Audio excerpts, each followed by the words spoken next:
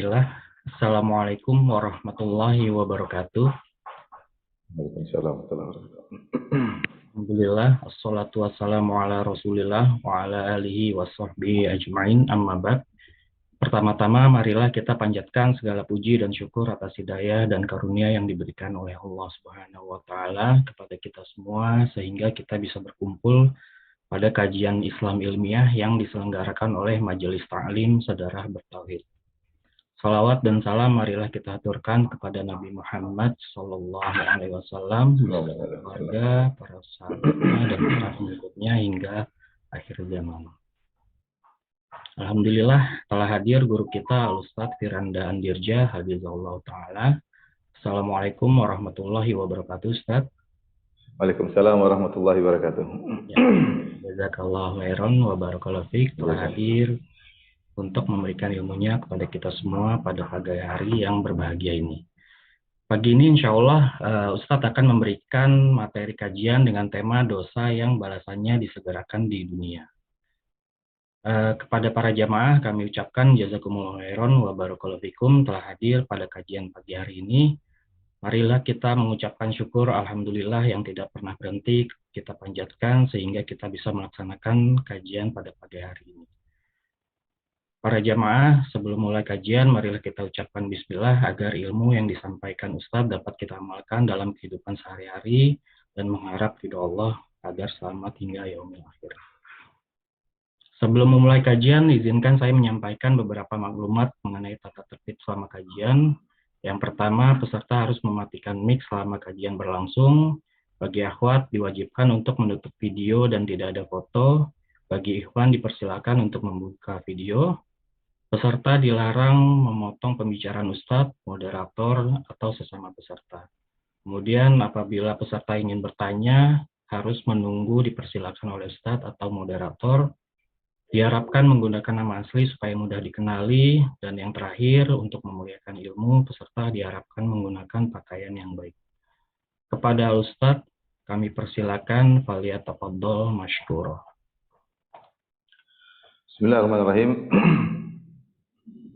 Assalamualaikum warahmatullahi wabarakatuh. Alhamdulillahi ala ihsani wa syukru lahu ala taufiqihi wa amtinani wa asyhadu an la ilaha illallah wahdahu la syarika lahu ta'ziman li sya'nih wa asyhadu anna Muhammadan abduhu wa rasuluhu da'ila ridwanih. Allahumma salli alaihi wa ala alihi wa ashabihi wa ikhwanih. Para jamaah, para hadirin dan hadirat yang dirahmati Allah Subhanahu wa taala, pada kesempatan kali ini kita akan bahas beberapa dosa yang Allah menyegerakan hukumannya di dunia sebelum hukuman di akhirat. Sebelum kita membahas tentang dosa-dosa tersebut, ada beberapa kaidah yang terkait dengan hukuman terhadap dosa ya. Jadi yang perlu mungkin kita ketahui ya, beberapa kaidah terkait hukuman terhadap dosa. Kaidah yang pertama yang perlu kita ketahui adalah semua dosa, yaitu dosa apapun, memungkinkan untuk dihukum di dunia sebelum di akhirat. Untuk dihukum di dunia. Ya, dosa, artinya semua dosa potensi untuk memunculkan siksaan di dunia atau hukuman dunia. Semua dosa tanpa terkecuali. Ya. Oleh karenanya Allah Subhanahu wa taala berfirman, dalilnya banyak ya. Seperti firman Allah Subhanahu wa taala, "Wa ma asabaka min sayyi'atin famin nafsik, wa ma asabaka min sayyi'atin famin nafsik." Ya. Apapun yang keburukan menimpamu maka dari dosamu. Keburukan apapun yang menimpamu maka dari dosamu. Maka dari kesalahanmu. Kemudian juga misalnya firman Allah Subhanahu wa taala, ma asabakum min musibatin fabima kasabat aydikum. Ma asabakum min musibatin fabima kasabat aydikum.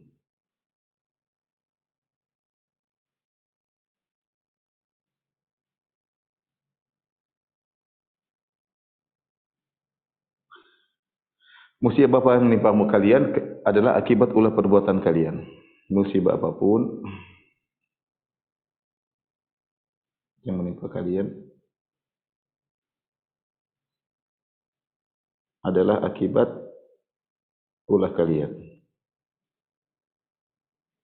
Dan dalil seperti ini banyak. Seperti Allah menyebutkan, zaharal fasadu fil barri wal bahri bima kasabat aydin nas liyudhiqahum ba'dha alladhi amilu la'allam yarji'un. Telah nampak kerusakan di lautan ya akibat ulah perbuatan manusia ya. Demikian juga seperti Allah Subhanahu wa taala, innal ladzina tawallaw minkum yawmal taqal jam'ani innamastazallahum asyaitanu bi ba'dhi ma kasabu. Sungguhnya orang-orang yang lari dari peperangan ketika perang Uhud, mereka kabur tersebut karena akibat dosa-dosa yang mereka lakukan sebelumnya. Jadi terlalu banyak dalil yang menunjukkan semua dosa punya potensi ya untuk menimbulkan hukuman di dunia ya, menimbulkan hukuman di dunia. Dan hukuman tersebut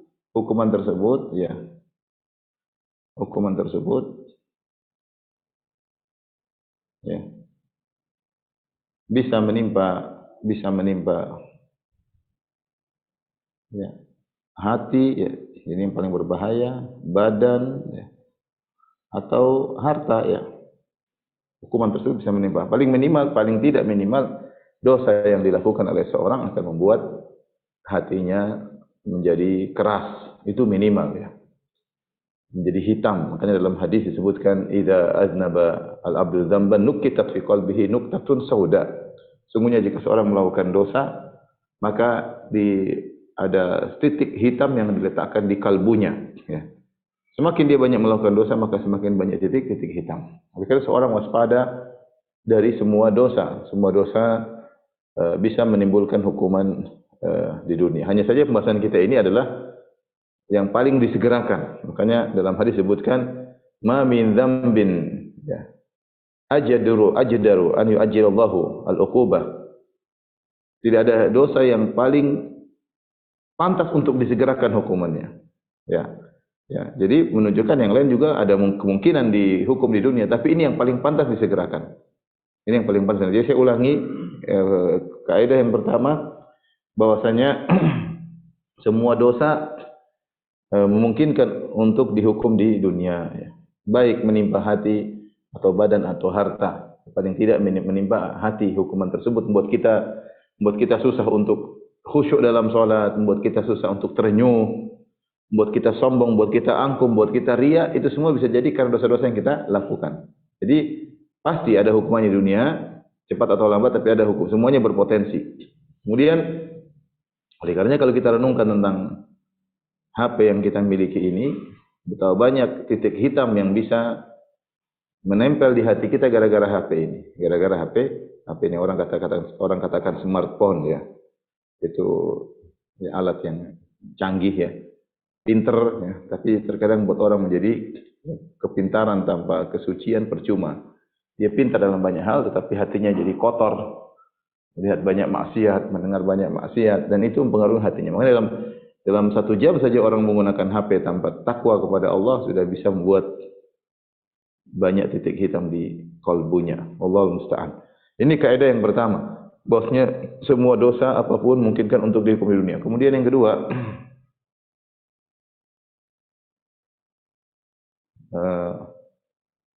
dosa yang dilakukan lantas tidak segera muncul dampak hukumannya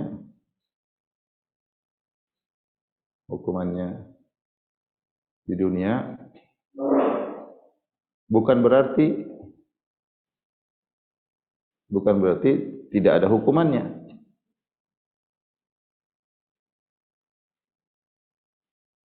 Kenapa? Karena bisa jadi datang walau ba'dahin, karena bisa jadi hukumannya ditunda. Hukumannya ditunda. Jadi hukumannya ditunda. Ini sangat berbahaya ya. Ini berbahaya karena banyak manusia ketika melihat dosa yang dilakukan tidak ada dampaknya, maka dia santai ya. Ketika dia melihat dosa dia lakukan, dia lihat ini, dia nonton ini, dia gibah fulan, dia menggolimi orang, dia merendahkan si fulan, dia menipu orang, dia melihat tidak ada dampaknya, maka membuat dia semakin berani untuk terus melakukan. Ini sangat berbahaya. Ini menyebabkan banyak orang ya semakin berani bermaksiat. Karena tidak harus ketika seorang melakukan dosa kemudian segera disegerakan hukumannya di dunia dengan cepat, kecuali dosa-dosa tertentu yang tadi akan kita jelaskan, biasanya segera. Karena bisa jadi dosa tersebut dampaknya bisa jadi 10 tahun kemudian. Bisa jadi dampaknya 20 tahun kemudian. Allah yang tahu ya. Maka jangan sampai seorang ketika dia melakukan maksiat dia tidak melihat dampaknya. Dia praktek riba, mungkin berzina, dan dia lakukan banyak ya. Nonton hal-hal yang haram, ya, melihat hal-hal yang dilarang oleh Allah Subhanahu wa taala, mendengar hal yang diharamkan Allah Subhanahu wa taala, dia tidak melihat dampaknya. Tapi bisa jadi dampaknya ada tapi dia tidak sadar, itu jadi masalah. Kalaupun dampaknya tidak disadari ataupun memang tidak ada dampaknya bisa datang belakangan. Padahal ini saya ingatkan bahwasanya bisa jadi, perhatikan, bisa jadi sudah berdampak namun dia tidak sadar.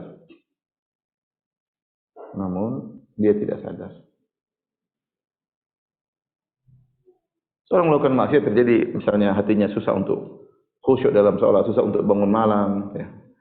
Kok ada kecenderungan untuk bermaksiat, senang untuk melihat macam-macam, ada keributan di rumah, anaknya bermasalah, ekonominya, dia tidak sadar kalau itu hukuman yang sudah dia dapatkan, dia tidak sadar.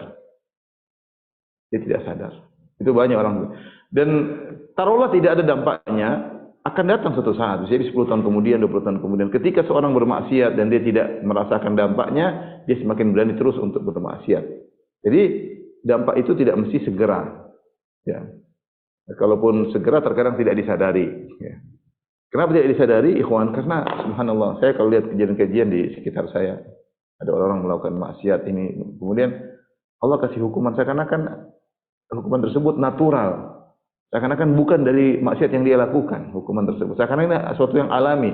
Padahal kalau kita telusuri, musibah yang menimpanya tadi bukan sesuatu yang alami, memang itu adalah dari dosa yang dia lakukan. Namun saking halusnya musibah yang dialami tersebut membuat seorang tidak sadar kalau itu akibat maksiat yang dia lakukan. Orang tidak sadar, itu sering terjadi. Dan kita mengamati dari kejadian di sekitar kita, kita paham bahwa ini akibat dosa yang pernah dia lakukan dulu. Tapi pelan-pelan sehingga seakan-akan sesuatu yang alami, bukan akibat dosa yang dia lakukan. Sehingga tidak sadar, ini bahaya. Diberi hukuman oleh Allah, dia tidak sadar.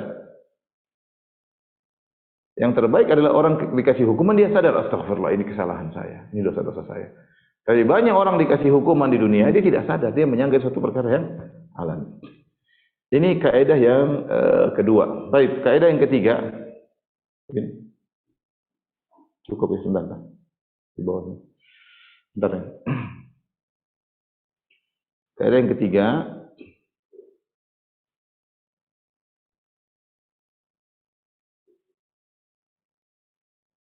Bahwasanya dosa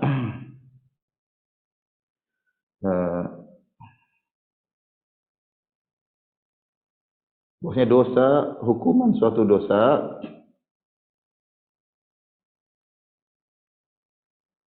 atau dosa itu ada dua model ya.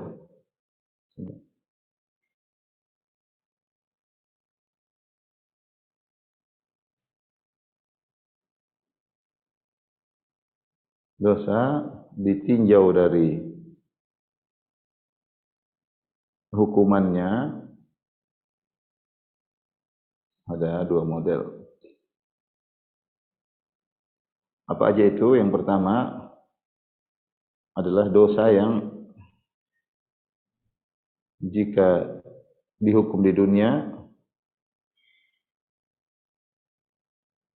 maka di akhirat tidak lagi. Tidak lagi. Yang kedua adalah dosa dosa yang hukumannya di dunia dan di akhirat.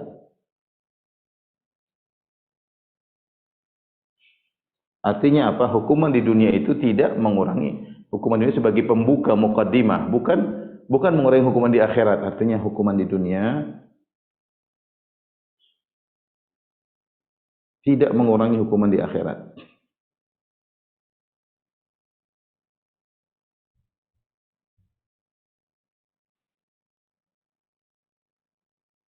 Baik, adapun dalil yang jenis pertama adalah beberapa hadis, di antaranya dalam hadis kata Rasulullah SAW, "Idza aradallahu bi 'abdihi khairan ajjala lahu al-'uqubata fid dunya." Kata Nabi sallallahu alaihi wasallam, "Idza aradallahu bi 'abdihi khairan ajjala lahu al-'uqubata fid dunya."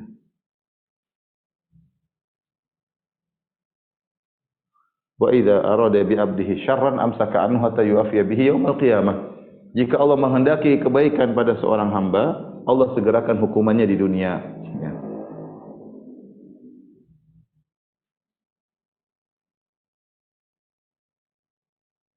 Kebaikan bagi seorang hamba, Allah segerakan hukuman. Hukuman di dunia. Ini di antara dalil yang menunjukkan bahwasanya, jadi ini hukum asal dosa.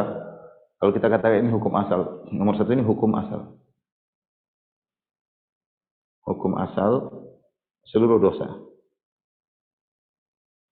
Artinya apa? Kalau Allah sudah cicil hukumannya di dunia, akan mengurangi hukumannya di akhirat. Di antaranya hadis ini. Idza aradallahu bi 'abdihi khairan ajjalahu 'uqubata fid dunya. Kalau Allah menghendaki kebaikan bagi seorang hamba, Allah akan segerakan hukumannya di dunia. Wa idza arada bihi syarran, jika Allah menghendaki keburukan bagi seorang hamba, amsaka anhu hatta yuwafiya bihi yaumil qiyamah. Allah tahan hukumannya sampai Allah penuhi nanti dia di akhirat kelak. Seperti firman Allah Subhanahu wa taala, ya. Terkadang Allah jadi Allah tunda sehingga hukumannya semakin parah. Seperti isyarat dalam firman Allah Subhanahu wa taala,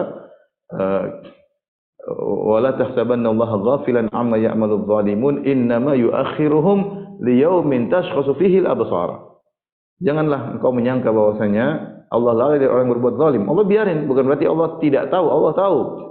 Kenapa Allah tidak turunkan azab? Allah tunda.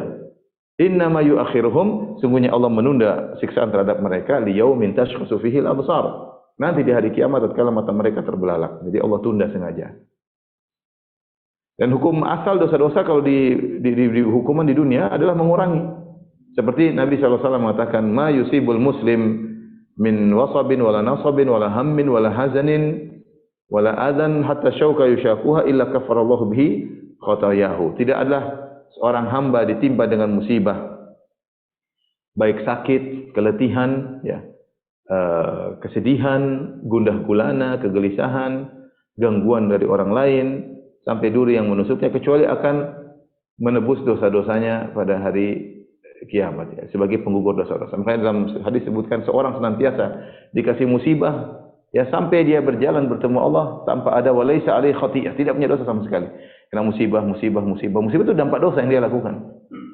Musibah berturut-turut sampai akhirnya dia ketemu Allah tanpa ada dosa sama sekali. Ini hukum asal dosa. Kalau dikasih hukuman dunia, berarti dia penggugur, akan mengurangi hukuman di akhirat. Bahkan terkait dengan masalah hudud, terkait dengan masalah orang yang melakukan zina ditegakkan hukum had, yang mencuri. Saya bacakan hadis dalam Sahih Bukhari dari Ubadah bin Samit radhiyallahu taala anhu,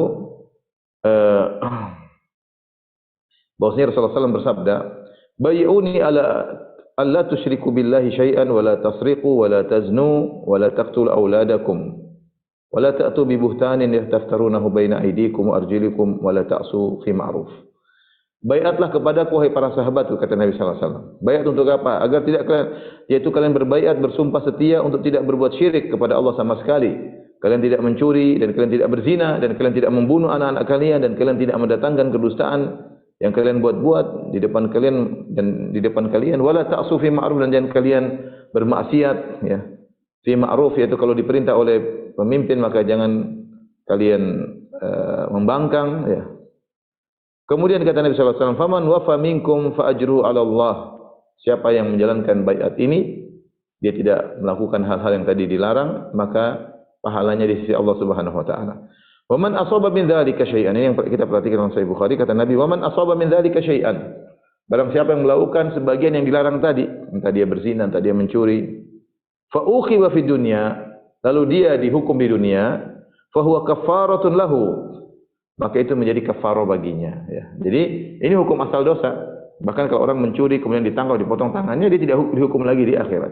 Kalau orang berzina kemudian dicambuk atau kalau sudah menikah dirajam, dia tidak dihukum lagi di akhirat. Mohon maaf. Jadi kalau dihukum di dunia mencuri, potong tangan, dihukum di dunia, tidak dipotong lagi di akhirat. Ada orang berzina ketahuan dicambuk atau dirajam, maka tidak dihukum lagi di akhirat. Karena kata Nabi sallallahu alaihi wasallam, "Faman wa man asaba min dzalika syai'an," siapa yang melakukan dosa-dosa yang tadi kami katakan, fa uqiba fid dunya, lantas dihukum di dunia, fa huwa kafaratun lahu, maka ini menjadi kafarah baginya. Ya. Ini dalil. Dan namun ya yang perlu kita perhatikan, tidak boleh meskipun kita tahu bahwasanya kalau orang dihukum di dunia lantas dikurangi hukumannya di akhirat, namun bukan berarti dia berminta kepada Allah, ya Allah hukumlah aku di dunia. Jangan. Kalau Allah kasih musibah ya sudah terima. Tapi hendaknya dia minta ampun. Allah ampuni aku ya.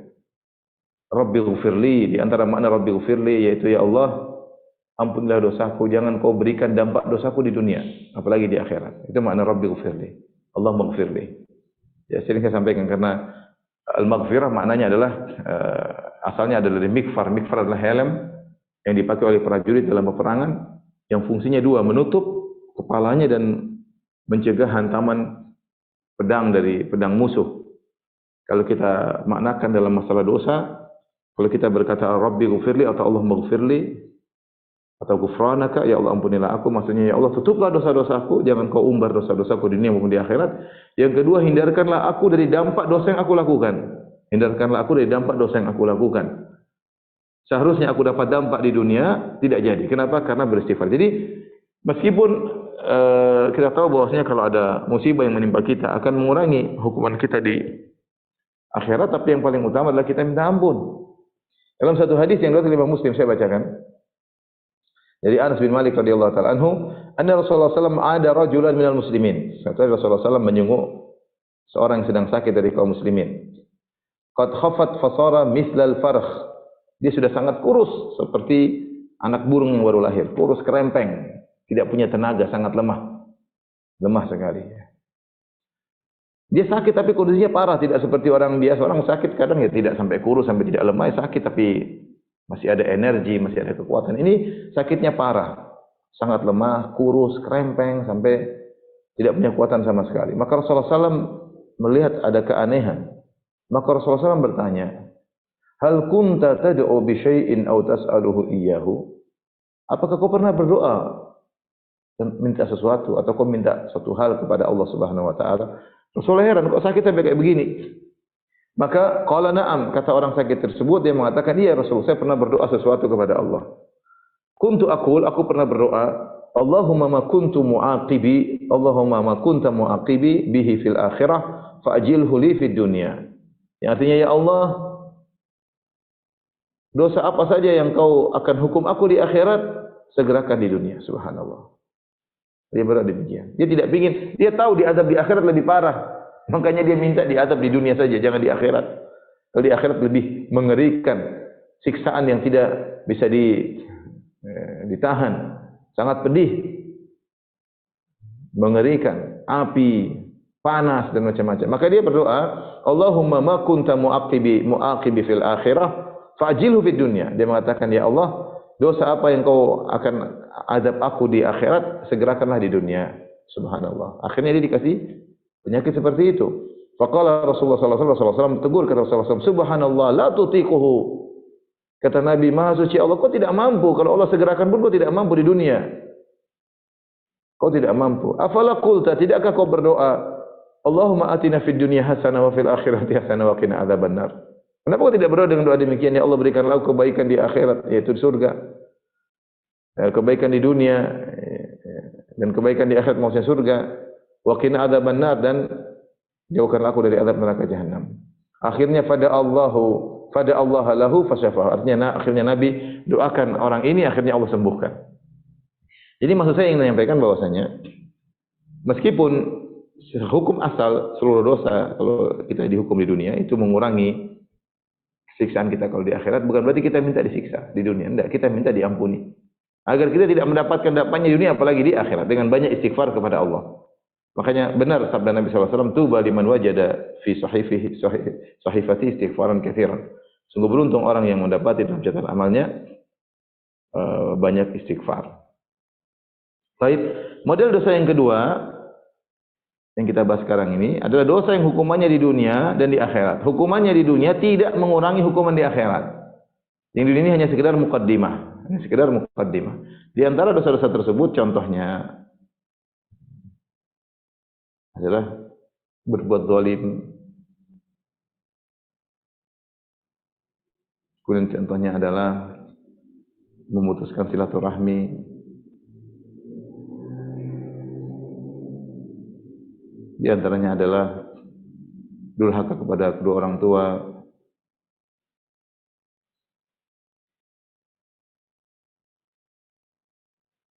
Durhaka kepada kedua orang tua. Ortu, ya. Ini di antaranya. Nanti ada al-kizib wal khiyana, di antaranya berkhianat, dusta dan khianat.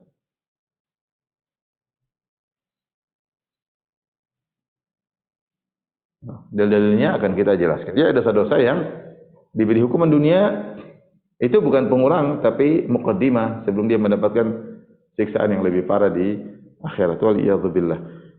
Baik, baru kita akan masuk sekarang, tolong di Win dia bagikan. Ini adalah 3 kaidah yang perlu kita ketahui sebelum kita bahas bahasan yang akan kita bahas.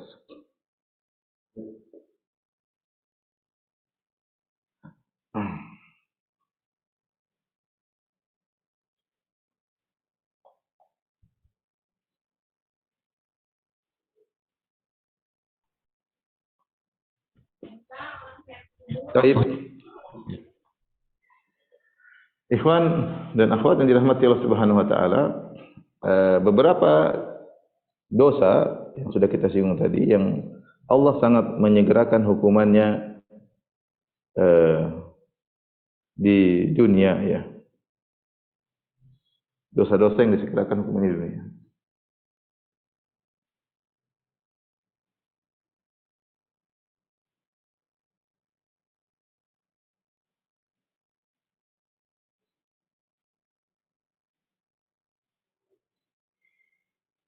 Namun tidak mengurangi hukuman di akhirat, ya. Di antaranya adalah berbuat zalim, ya, berbuat al-baghyu. Al-baghyu artinya apa namanya? Tidak alal ghair, yaitu berbuat zalim intinya. Berbuat zalim atau melanggar hak orang lain.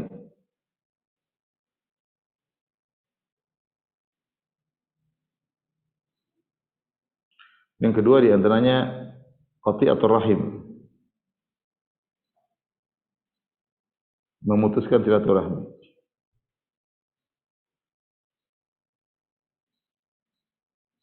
Saya bacakan hadisnya, ya. Kata Nabi sallallahu alaihi wasallam, "Ma min dzambin ajdar an yu'ajjilallahu li sahibihi al-uqubah." Tidak ada dosa yang paling pantas Allah segerakan hukumannya, menyegerakan hukumannya di dunia, ya. Li sahibihi, bagi pelakunya, al-uqubata fid dunya, ma'a ma yaddakhiru fil akhirah. Disertai dengan siksaan yang Allah simpan untuk di akhirat. Mithl baghi wa qati'atir rahim. Ya, seperti berbuat zalim dan memutuskan silaturahmi. Ini bahaya dua dosa ini.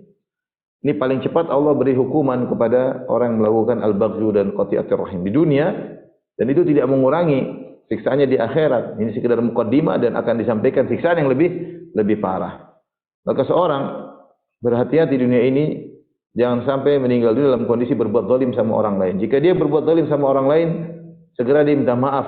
Karena kezaliman tersebut dia bisa merasakan dampaknya di dunia sebelum di akhirat. Ya, dampaknya di dunia sebelum di akhirat.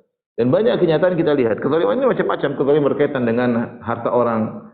Kezaliman berkaitan dengan darah orang lain. Kezaliman berkaitan dengan harga diri orang lain. Kata Nabi SAW, innama amwalukum wa aradukum wa dima'ukum inna dima'akum wa amwalakum wa aradakum haramun 'alaikum ka hurmati yaumikum hadza fi baladikum hadza fi syahrikum hadza. Nabi ketika haji wada, Nabi SAW berkata, ketahuilah bahwasanya harta kalian haram, darah kalian haram, dan harga diri kalian haram, tidak boleh dilanggar. Sebagaimana kehormatan tanah Mekah, sebagaimana kehormatan bulan haram, dan sebagaimana kehormatan hari ini. Maka inilah kezaliman terkadang dengan darah, terkadang terkait dengan harta, terkait dengan harga diri orang lain. Mungkin kalau orang soleh, biasanya dia tidak berbuat zalim dari sisi mukul orang. Dia nggak mukul orang, dia tahu itu nggak boleh, bahaya ya. Semua akan dihisab oleh Allah Subhanahu wa taala. Hatta latmah, sampai tamparan pun akan ada hisabnya pada hari kiamat kelak. Tapi ini zalim. Dan biasanya Rasulullah sebutkan paling pantas untuk disegerakan di dunia adalah perbuatan zalim. Belum tentu Allah segerakan ya. Ya, tetapi paling pantas untuk disegerakan perbuatan zalim terkait dengan tubuh atau harta. Seorang mengambil harta orang lain, ya. Paling cepat Allah beri hukuman di dunia. Demikian juga, dan banyak orang bertakwa biasanya tidak mengambil harta orang, tidak memukul orang, tapi terkadang orang yang soleh menjatuhkan orang dari sisi harga dirinya. Ini yang sering terjadi, menggibah orang lain dulu yang tidak ya, sehingga Allah Subhanahu wa taala memberi hukuman yang segera. Saya pernah ketemu dengan seorang, kalau zalim, subhanallah, banyak orang berbuat zalim kemudian disegerakan hukumannya di dunia. Ada orang kawan, dia pengurus masjid, dia cerita, intinya maknanya ketika dia orang tuanya meninggal atau kakeknya meninggal, maka harta diambil oleh om-omnya yang tua, sementara bapaknya tidak diberi bagian kecuali sedikit. Tapi bapaknya bilang, kalian sabar ya. Benar, hartanya diambil oleh om-omnya, dinikmati oleh sepupu-sepupunya. Tapi sebenarnya 8 tahun kemudian mulai seluruhnya berguguran.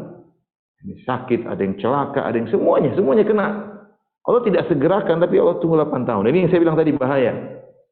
8 tahun, 10 tahun. Terkadang seorang berbuat zalim, kemudian Allah tegur dia, Allah hukum dia di dunia, dan dia tidak merasa itu sebagai dampak dari dosa yang dia lakukan. Karena dosa yang dia pernah lakukan lama, 8 tahun yang lalu, 10 tahun yang lalu. Kemudian ketika Allah memberi hukuman tersebut sangat natural, pelan-pelan. Seakan-akan kecelakaan biasa, seakan-akan sakit parah biasa. Tetapi subhanallah, satu persatu dari mereka mulai terkena dan mulai binasa. Kawan saya tersebut cerita. Dia merasa itu akibat dari perbuatan mereka ya. Karena berbuat zalim, makan harta orang lain ya. Sementara mereka yang mengalami tidak merasa. Karena saking naturalnya, saking pelannya, lembutnya, pelan-pelan, tidak dirasakan ya. Sehingga mereka kemudian dihukum tanpa mereka sadar. Ini contoh yang saya lihat juga dengan mata kepala saya sendiri. Artinya dahulu ada sebagian orang, sebagian dai yang suka menjatuhkan harga diri saudaranya tanpa hak, dengan kedustaan, dituduh yang tidak-tidak, mencemarkan nama baiknya, membuat pengajiannya bubar, buyar, tanpa ada hak. Setelah berjalan bertahun-tahun, mungkin 10 tahun, 20 tahun. Apa yang dia berikan kepada orang, dia juga mengalami. Dia juga mengalami hal tersebut. Dia ditinggalkan oleh murid-muridnya, dijelek-jelekan, dijatuhkan harga dirinya. Dan dia tidak sadar.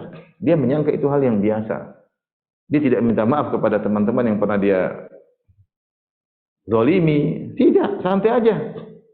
Santai aja. Apa yang dia lakukan pada saudaranya 10-20 tahun lalu, dia alami sekarang. Dia alami sekarang. Saya mengamati, saya lihat ini dampak. Menurut saya itu dampak yang dulu. Dan itu terjadi, bukan cuma dia saja, banyak orang yang menjelek-jelekan gurunya, dia dijelek-jelekan oleh muridnya. Itu terjadi. Ya. Cepat atau lambat. Kalau dia sadar, alhamdulillah. Kalau dia nggak sadar, ini zalim berkaitan dengan harga diri orang lain. Zalim berkaitan dengan harga diri orang lain. Orang sekarang arogan ketika memiliki kekuatan, memiliki backingan, dia melakukan apa yang dilakukan. Kalau Allah tidak balas di dunia, akhirat jadi masalah besar. Akhirat jadi masalah besar. Kecuali dia bertobat kepada Allah Subhanahu wa taala. Jadi perbuatan zalim ini hati-hati, ikhwan. Jangan kita lakukan. Makanya kata Imam Syafi'i rahimahullah taala, bi'sa zad ila al-ma'ad al-udwanu 'ala al-ibad. Ya, bi'sa zad ila al-ma'ad al-udwanu 'ala al-ibad. Seburuk-buruk bekal untuk menuju hari kebangkitan adalah berbuat zalim kepada orang lain. Berbuat zalim pada orang lain. Kesimpulan ilmu seluruhnya yang kita pelajari adalah jangan berbuat zalim sama orang lain. Makanya ketika ada seorang menulis surat kepada Ibnu Umar, "Anuktub ilayya al-ilma kullahu." Kata dia, wahai Ibnu Umar, tuliskanlah kepadaku seluruh ilmu yang kau ketahui. Tentu banyak. Kata Ibnu Umar, al-ilmu katsir. Ilmu itu banyak. Tapi kesimpulannya, ini stata'ta antal qallah. Kalau kau mampu untuk bertemu dengan Allah, bertemu Allah Subhanahu wa taala, ya. Khafifadh dhahr, khamisal batan, kafal lisan. Kalau kau mampu untuk bertemu dengan Allah dalam kondisi khafifadh dhahr, yaitu punggungmu ringan, kau tidak menanggung hak-hak orang lain. Ya. Khamisal batan, dalam kondisi perutmu kosong, yaitu kau tidak makan dari harta orang lain, itu kau tidak zalimi orang. Kau tidak menanggung hak orang lain, kau tidak zalimi orang. Kafal lisan, kau tahan lisanmu, kau tidak zalimi orang. Ini semuanya tidak zalim. Jadi Ibnu Umar mengatakan intinya kau mati jangan zalim. Kalau ingin selamat, ini kesimpulan ilmu. Percuma orang belajar ilmu tapi dia zalim kepada orang terdekatnya, zalim kepada anaknya, zalim kepada istrinya, zalim kepada suaminya, zalim kepada tetangganya, percuma. Apa yang mau dia dapatkan dari ilmu tersebut? Ilmu itu mengantarkan Anda untuk tidak berbuat zalim sama sekali. Ini kesimpulan dari Ibnu Umar radhiyallahu taala anhuma. Kalau kau mampu faf'al, maka lakukanlah. Ya. Yang keempat kata dia, mulaziman jama'atal muslimin, kau tidak membangkang, tidak memberontak, maka lakukanlah. Jadi tiganya jangan berbuat zalim. Jangan berbuat zalim kepada berkaitan dengan hak orang lain, jaga perut jangan sampai makan harta orang lain, jaga lisan jangan sampai menjatuhkan harga diri orang lain, dan jangan memberontak sehingga menumpahkan terjadi pertumpahan darah di antara dalam suatu negeri.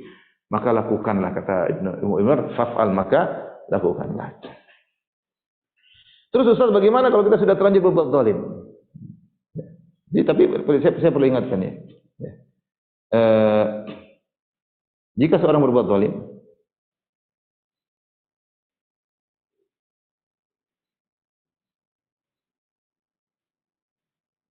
ya, maka segera bertobat. Dua kemungkinan.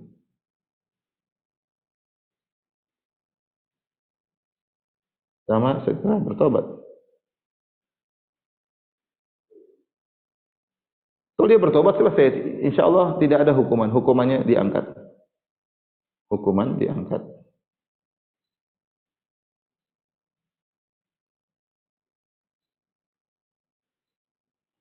Bagaimana caranya dia segera minta maaf kepada orang yang dia zalimi sebelum dia meninggal dunia atau sebelum orang yang dia zalimi meninggal dunia? Hati-hati. Kata Nabi SAW, "Man kanat lahu madlamatun li akhihi min irdin aw syai'in falyatahallalhu minhu al-yawm falyatahallalha minhu al-yawm qabla an la yakuna dinar wala dirham." Siapa yang punya kezaliman, melakukan zalim kepada orang lain saudaranya, apakah terkait dengan harga diri yang jelek-jelekan, dia rendahkan, dia tuduhin tidak, atau kezaliman apapun, maka mintalah untuk dihalalkan sekarang. Jangan sombong dengan arogan dengan kekuatanmu, dengan bekunganmu, kau juga akan mati. Ya. Mentang-mentang punya jabatan, mentang-mentang punya jumlah yang banyak, mentang-mentang punya kekuatan, jangan sombong ya. Kalau kau punya kezaliman sama orang, mintalah dihalalkan sekarang sebelum telat datang hari di mana tidak bermanfaat dinar dan dirham. Maka segera kalau kita punya kezaliman, segera kita minta maaf sama orang tersebut. Sebelum kita yang meninggal dulu atau dia yang meninggal dulu. Ada orang santai-santai aja, dia sudah jelek-jelekin orang, nuduhan tidak santai aja. Akhirnya orang yang dia jelek-jelekan meninggal. Sudah, setelah itu mau diapain? Diapain? Saya pernah ketemu dengan seorang dai senior. Dia marah dengan murid-muridnya. Dia bilang, ya Firanda, saya ngajari murid-murid yang durhaka, ternyata saya memelihara singa-singa. Rupanya muridnya kurang ajar ya, jelek-jelekan dia. Akhirnya dia meninggal. Sebagian murid-muridnya dia minta maaf, sebagian belum. Ini zaman sekarang ya. Subhanallah. Apa yang menghalangi kesombongan untuk minta maaf sama orang yang pernah kau zalimi? Hati-hati. Bisa jadi dia meninggal terlebih dahulu, atau kau meninggal terlebih dahulu. Jangan remehkan kezaliman, apalagi kezaliman berkaitan harga diri. Itu lebih berat daripada hartamu diambil. Harga diri seorang dijatuhkan lebih berat. Masih mending hartanya diambil daripada harga dirinya dijatuhkan. Segera bertobat, hukuman akan diangkat. Dengan cara minta maaf tentunya itu. Dengan minta maaf, minta dihalalkan. Baik, jika tidak bertobat,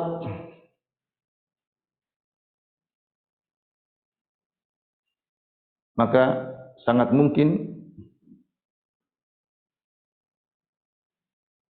Allah segerakan hukuman di dunia.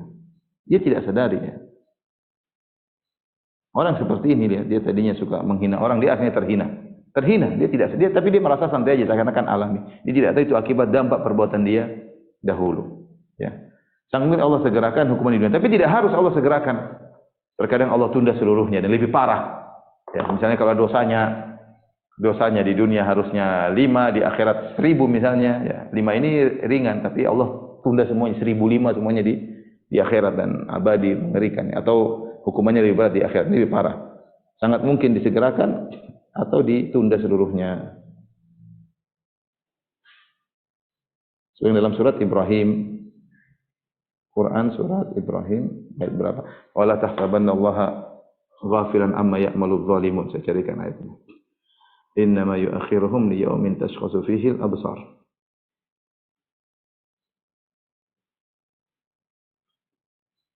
Ayat 42.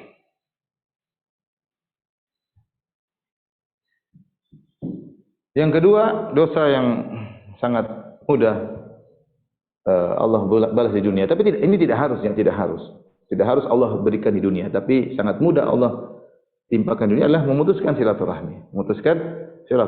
Maka seorang hati-hati, waspada di antara dosa yang hukumannya di dunia sebelum di akhirat. Nabi SAW mengatakan la yadkhul jannata qati', ya, orang yang putus silaturahmi tidak masuk surga.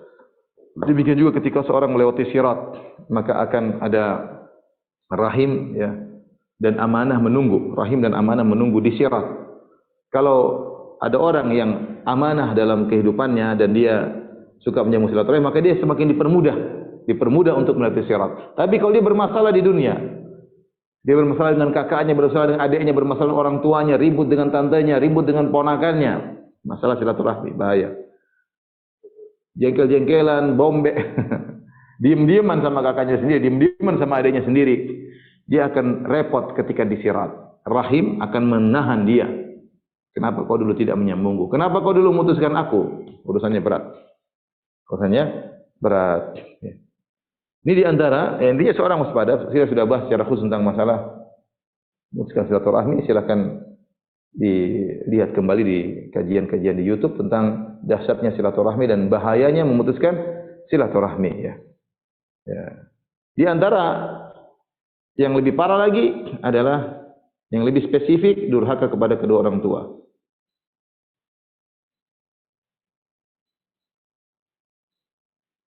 Durhaka kepada kedua orang tua. Ini juga dosanya sangat disegerakan, ya.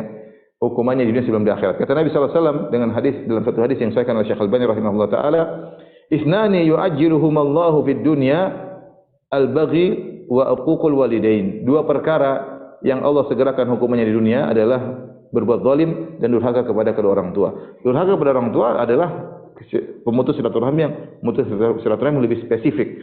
Ya, silaturahmi yang paling agung adalah berbakti sama orang tua, sehingga dibuat istilah birrul walidain.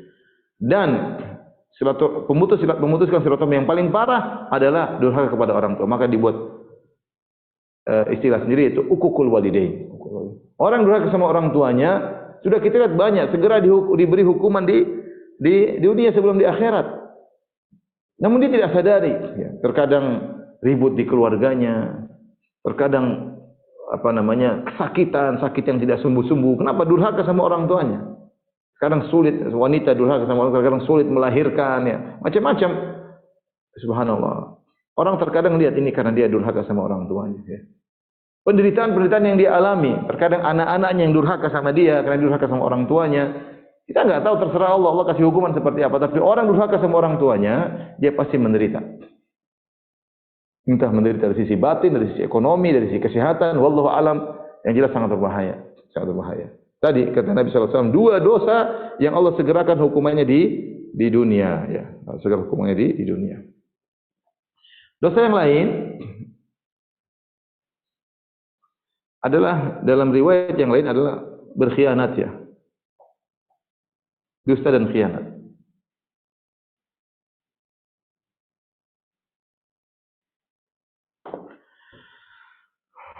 Dalam hadis kata Rasulullah SAW, sama seperti hadis sebelumnya tapi ada tambahan, ma min dzambin ajdaru an yu'ajjilallahu ta'ala li sahibil uqubata fid dunya ma ma yadakhiruhu lahu fil akhirati min qati'atir rahim wal khiyana wal kadhib wa inna a'jala ta'a thawaban la silatur rahim hatta inna ahlal baiti la yakunu fajaratan fatanmu amwaluhum wa yakthuru adaduhum idza tawasalu. Hadis ini hadis dari Abu Bakrah radhiyallahu taala anhu dan disahihkan oleh Syekh Albani. Saya bacakan maknanya. Tidak ada dosa yang paling cepat Allah segerakan hukumannya bagi pelakunya di dunia, disertai dengan hukuman yang Allah tunda nanti di akhirat kelak, seperti dosa memutuskan silaturahmi, khianat dan dusta. Khianat dan dusta. Dan sungguhnya ketaatan yang paling cepat pahalanya disegerakan, wa inna a'jala at-ta'ati thawaban, ketaatan yang paling cepat pahalanya. Kalau itu tadi dosa hukuman disegerakan, pahala juga disegerakan di dunia sebelum di akhirat. La silaturahim. Subhanallah. Silaturahim ini ganjaran dunia lebih cepat, belum ganjaran di akhirat. Kemudian kata Nabi, hatta inna ahlal bait, bahkan satu keluarga la yakunu fajr, orang-orangnya adalah fajir, tukang maksiat, tukang mungkin ini mungkin nonton macam-macam, mungkin minum khamar, fajir kata Nabi. Ada keluarga yang fajir. Fatanmu amwalum, tapi harta mereka bertambah dan jumlah mereka semakin banyak ketika mereka menyambung silaturahmi. Ketika mereka menyambung silaturahmi. Orang berikan ganjaran duniawi di silaturahmi, urusan dia maksiat, urusan nanti di akhirat. Tapi ketika silaturahmi, meskipun dia pelaku maksiat, ternyata Allah tambah hartanya dan Allah tambah jumlah mereka, anaknya banyak dan yang lainnya. Nah, di antara yang segera diberi hukuman di dunia adalah dusta dan khianat. Ini juga ngeri, ya. Dia dusta, dia bohong, mungkin dia senang-senang di awal, banyak orang dia tipu, tapi akan segera datang hukumannya. Dia buat perjanjian, ternyata dia berkhianat. Main belakang berkhianat, tidak sesuai dengan yang disepakati. Benar, dia untung, ekonomi untung, secara kedudukan mungkin dia untung, tapi akan datang hukumannya cepat atau lambat, bahkan disegerakan. Hati-hati seorang berdusta, kelihatannya dia untung banyak, kelihatannya dia menang, tapi jangan kau senang, sebentar aja kesenangan, sebentar lagi akan datang musibah menimpamu. Kau akan dirundung, diliputi dengan kesedihan, dengan kekhawatiran, dengan gonda gulana. Allah cabut kebahagiaanmu dan banyak. Kenapa? Suka dusta dan khianat. Dan kau akan dikhianati juga bisa jadi. Baik, kita tidak akan bahas tentang dusta dan khianat secara panjang lebar karena penjelasan secara khusus. Berikutnya adalah suka keburukan tersebar di kaum muslimin, suka. Kata Allah Subhanahu wa taala dalam surat An-Nur, innal ladzina yuhibbuna an tashi'al fahishatu fil ladzina amanu lahum adzabun alimun fid dunya wal akhirah wallahu ya'lamu antum la ta'lamun, dalam surat An-Nur ayat 19. 24 ayat 19. Kata Allah Subhanahu wa taala, "Innal ladzina yuhibbuna an tashi'al fahisha." Sungguhnya orang-orang yang suka perbuatan keji tersebar fil ladzina amanu, tersebar di kalangan kaum muslimin. Suka kalau wanita buka aurat, tabarruj, suka kalau tempat prostitusi tersebar di mana-mana, suka kalau film porno tersebar di mana-mana, suka kalau film Hollywood dinonton oleh banyak orang, suka kalau film Korea semua orang nonton. Dia suka, senang kehidupan seperti glamor, seperti senang. Lahum azabun fid dunya wal akhirah. Bagi mereka azab di dunia dan akhirat. Di dunia Allah kasih azab sebelum di akhirat. Azab macam-macam. Penderitaan, kegelisahan, kesengsaraan. Dia senang kalau tersebar seperti itu. Dia tidak suka kalau semuanya ikut syariat. Dia enggak suka. Orang seperti ini akan mendapatkan, baru dia suka saja dia sudah mendapatkan seperti itu. Apalagi dia yang ikut meramaikan, dia yang memfasilitasi semua itu. Akan dapat azab di dunia sebelum di akhirat. Akan dapat azab di dunia sebelum di akhirat. Maka waspada. Di antaranya adalah dosa yang disegerakan hukumannya juga adalah tatabbu, yaitu tajassus, mencari-cari kesalahan orang lain, ya.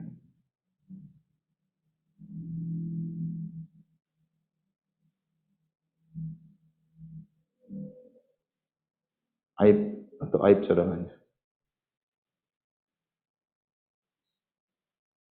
Dalam satu hadis dari Abi Barzah Al-Aslami radhiyallahu anhu, Rasulullah SAW bersabda, "Ya ma'syara man amana bilisanihi wa lam yadkhulil imanu qalbahu." Wahai orang-orang, ma'syara man amana bilisani, yang hanya beriman sekedar lisannya, wa lam yadkhulil imanu qalbahu, sementara iman belum masuk ke dalam hatinya. La taqtabul muslimin, jangan kalian menggibah kaum muslimin. Wala tattabi'u auratihim, jangan kalian mencari-cari kesalahan mereka, cari-cari aib mereka, dicari-cari, dikumpulin, ini macam-macam lah. Masuk ke dunia maya cari-cari. Fa innahu man ittaba auratihim yatba Allahu auratahu. Siapa yang mencari-cari kesalahan kaum muslimin, maka Allah akan mencari-cari kesalahannya juga. Ya, wa man yattabi'illahu auratahu yafdahu fi baitihi. Siapa yang Allah cari kesalahannya, maka Allah akan bongkar aibnya meskipun di rumah. Artinya meskipun dia bersembunyi, Allah akan bongkar aibnya. Maka di antara dosa yang segera dihukum di dunia sebelum di akhirat, di antaranya adalah mencari-cari kesalahan orang lain. Ini Allah alam bisawab, hanya sebagian yang saya sampaikan, ya ada. Mungkin ada dosa-dosa yang lain, ya, tapi sementara ini yang saya sampaikan.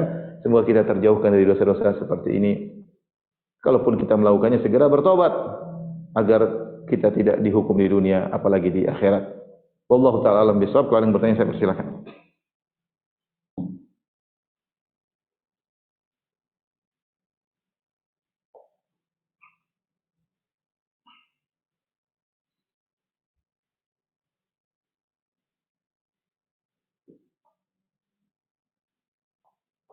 Silakan. Suaranya. Sudah dibuka. Panitia, silakan panitia kalau yang bertanya.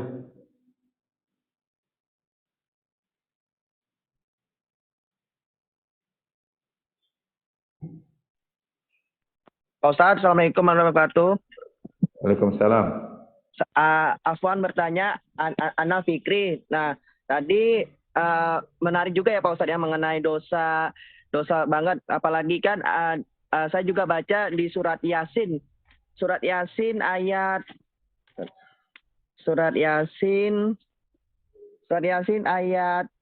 7 Pak Ustadz, mengatakan sesungguhnya telah pasti berlaku perkataan terhadap kebanyakan mereka karena mereka tidak beriman. Nah, itu surat Yasin ayat 7 ini apakah termasuk dosa enggak Pak Ustadz? Jazakallahu khairan. Ulang surat Yasin. Surat Yasin ayat 7. Ayat 7, sebentar. Laqad haqqal qawlu ala aktsarihim fahum la yu'minun. Maksudnya apa ini? Pertanyaannya apa? Soalnya kan tadi kan tentang dosa. Nah, saya baca mengenai surat Yasin ayat 7 ini berlaku perkataan. Jadi berlaku perkataan ini kayak saya ini banyak dosa di dunia, terus nanti gimana yang buat akhirat nanti gitu Pak Ustadz? Perkataan ayat ini, saya. Ayatnya bukan begitu. Ayatnya maksudnya bahwasanya telah berlaku pada mereka haqqal qaulu, maksudnya berlaku takdir keputusan Allah kepada mereka bahwasanya mereka akan terus kafir. Ayat ini tidak ada kaitannya dengan apa yang Mas Fikri tanya. Ayat ini maksudnya Allah jelaskan karena mereka kurang ajar, mereka membangkang dan telah berlaku kepada mereka keputusan Allah bahwasanya mereka akan senantiasa kafir, tidak mungkin untuk mendapat petunjuk. Itu maksud ayat tersebut. Iya Pak Ustadz, Ya, makanya oke. apa tuh namanya, saya lagi apa tuh namanya baca surat Yasin nih. Jadi apa tuh namanya dosa gitu. Soalnya apalagi kan ada termasuk lalai juga Pak Ustadz. Ya, intinya Kelalaian. kalau kita melakukan dosa, kita segera bertobat kepada Allah Subhanahu wa taala. Di antara orang yang beriman, ciri orang beriman adalah takut dengan dosa yang dia lakukan, ya. Wallahu taala alam bisawab. Maka jazakallahu khairan Pak Ustadz. Ya, ya, sama-sama ya.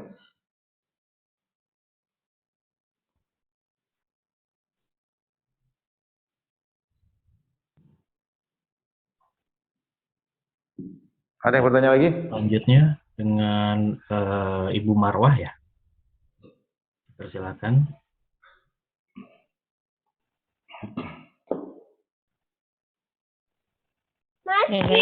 Syukron Ustaz atas waktunya. Bismillahirrahmanirrahim. Assalamualaikum warahmatullahi wabarakatuh. Waalaikumsalam warahmatullahi wabarakatuh.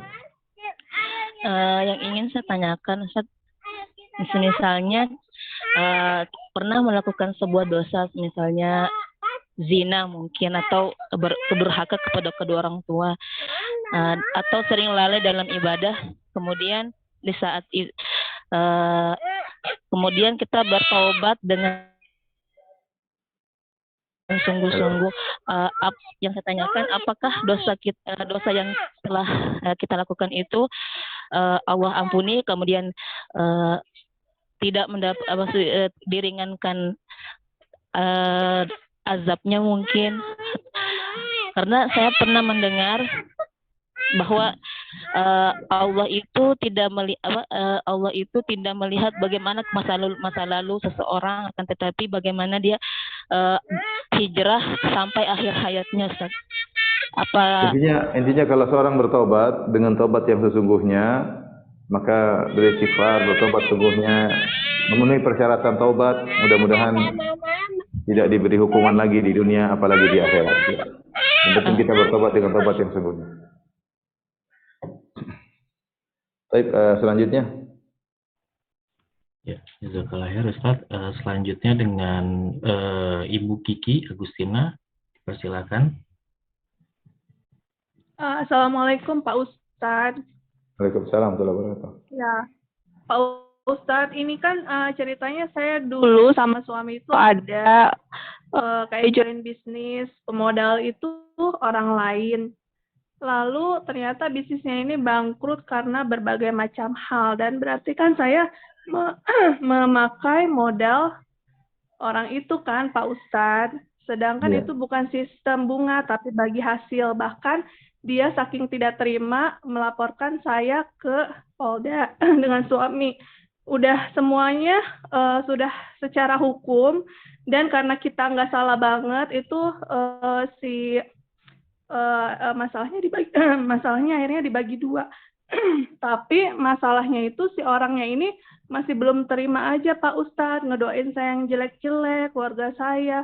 Padahal saya udah minta maaf, udah dibawa ke Polda, masalah juga udah dibagi dua. Memang sampai saat ini saya belum bisa melunasi Pak Ustadz hutangnya itu. Tapi kalau misalnya ada uang, saya masih menyicil walaupun hanya sedikit-sedikit. Memang jumlahnya itu ratusan juta, tapi saya sama suami saya itu kan ada niat ya Pak Ustadz ya untuk membereskan walaupun belum lunas. Nah itu orang yang itu penting masih Bu, mendoakan kalau yang kan jelek-jelek. itu namanya mudharabah. Modal ada, pelaku ada. Ya. Kalau ternyata Terus, kebangkrutan tersebut terjadi ya.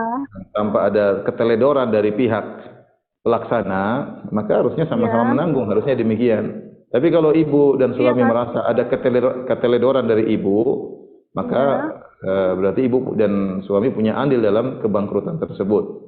Dan tentu ada hitungannya tersendiri. Itu maka segera banyak minta maaf. Kita mengetahui kadar keteledoran kita harus kembalikan uangnya. Lain halnya kalau ibu dan suami tidak teledor, sudah menjalankan sesuai prosedur, ternyata bangkrut. Namanya jual beli kan tidak mesti selalu untung. Kalau ibu sudah yakin sama suami, sudah ikut prosedur dan tidak teledor, maka seharusnya dia tidak berhak untuk menuntut. Karena namanya mudharabah, kerjasama seperti itu bagi hasil sama-sama punya resiko. Resiko pemodal rugi dengan uangnya, resiko pelaksana rugi dengan waktunya dan tenaganya. Ibu silakan berdiskusi sama suami. Kita waktu itu bangkrut kenapa? Kalau memang karena keteledoran kita, maka kita harus mengganti rugi karena kerugian tersebut akibat keteledoran kita. Wallahu taala a'lam bishawab. Yang penting ibu sudah berusaha, minta maaf dan berusaha mengembalikan. Semoga Allah. Pak, udah dibawa. Ya.